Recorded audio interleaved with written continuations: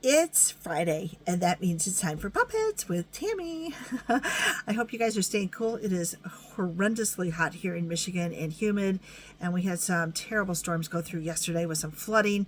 I didn't flood, but my plants sure enjoyed the water, and I was hoping it was going to cool us down, but it feels more like my shower now. It's very steamy here, so sorry about the fan noise in the background, but I'm living with no AC, so sorry about the sweating also. So we're going to start off with a book, and today we're going to talk about making puppets out of objects that usually aren't puppets. Okay, and I brought another puppet with me that's a regular puppet, and I want to show you because it's really cool. So let's start with the book. The book is Puppetry, How to Do It by Mervyn Miller. This is a fairly thick book. It is a fairly expensive book. This is one I got from college. Yes, I did take college puppetry classes. I have the greatest degree ever. It was creative drama, and I was in the children's theater department. So I did puppetry, I did storytelling, I did mask making, I did movement, improv, all sorts of fun and crazy things that fit right into what I'm doing these days. The program has evolved. It's no longer the way it was when I was in college. They have gone more into children's theater, which is great.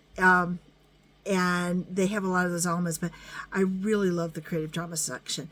And I will be bringing a book to show you because it fits in with everything that we do as clowns, and working with young children and using drama and creative theater skills to enhance learning, to teach skills for children. It's a great book. So I will bring that. I got to go dig it out of the basement. I think I have like 3 versions of it because the author would add a chapter and take a chapter out. And so I kept them all because it's like, but you took this chapter out. I need this chapter. But this is one of my college books. Mine was wrecked. I had to buy a new version of it. But they've got good stuff in here. Very thick. Black and white pictures. No color pictures. All right, let's get into puppet stuff. And I've got exercises for you to do this week. All right, first, I was going to show this guy last week, and I didn't. I don't know why I didn't. But this is my book. Yeah, I call him Boss. Yep. Book of Secrets. Boss. Okay?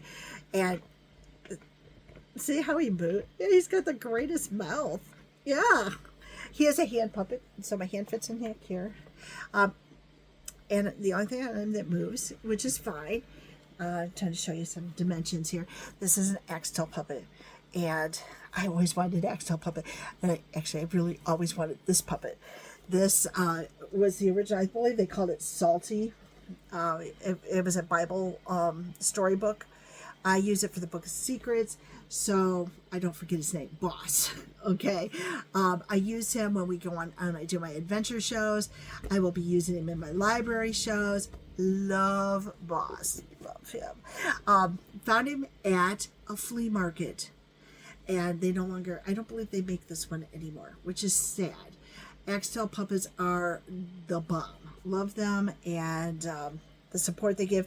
I'm looking at a couple new ones, and I will show you my frog one next week because I'm going to be using that in a show next week, and I need to get that out and get my frog going. He sneezes water, and it's hot here, so we're going to do that. Always keep your eyes out for what can be turned into a puppet, and you never know when you're going to find them. So this one,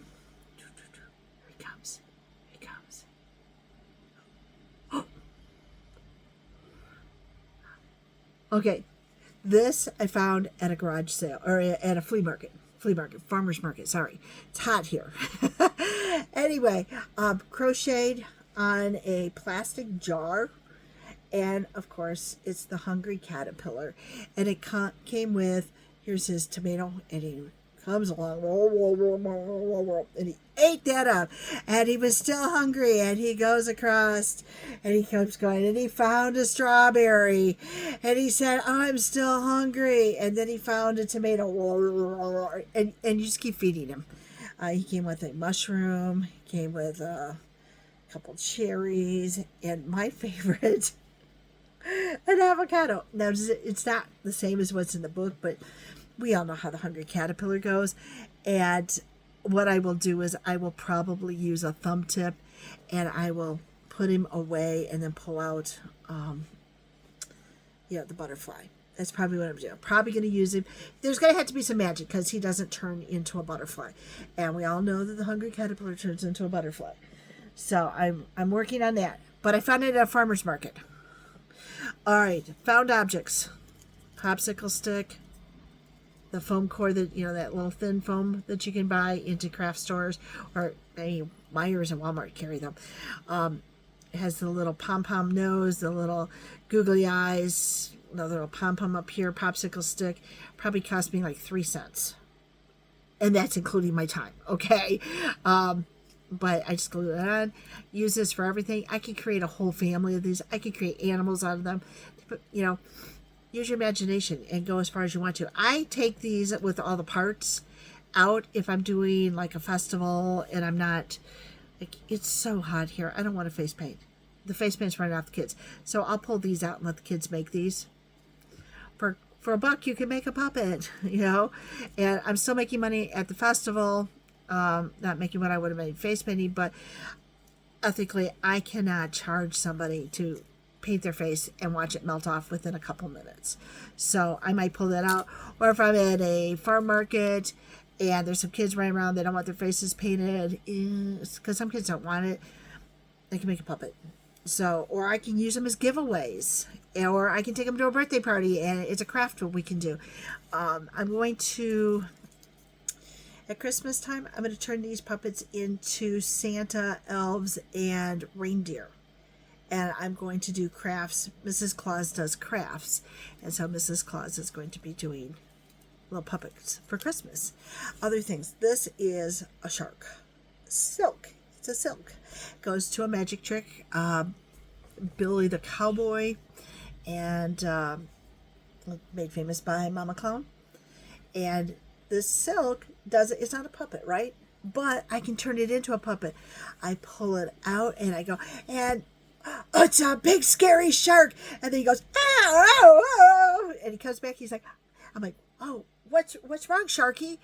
You're scared of them? There's no need to be scared of them, Sharky. They're nice people. So I can play with it. Play with your silks. Play with whatever. All right. Exercises for you to do this week. I want you to start stretching and strengthening your hand muscles. This is going to get sore here. It's going to get sore here. It's going to get sore here. It's going to get sore here. And here. Puppets are demanding because you're up. Let me pull up my little guy here who's still unnamed. So I don't know what to name. But once you get him on, and to move his mouth, I got to do this movement. And this is cardboard. If you've never worked with one of these, this is cardboard in here. It is hinged. There's stuff on the top pushing down that you're trying to open the mouth up this way. Do this. Go watch TV and move your hand with the person talking. So if I've been watching lately, Law and Order, when Benson talks, I'm going to move my hand like her mouth. And then when Stabler talks, I'm going to move. And then they talk together.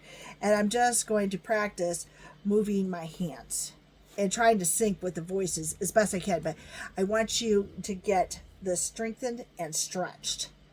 Stretch, strengthen. That's what you're doing.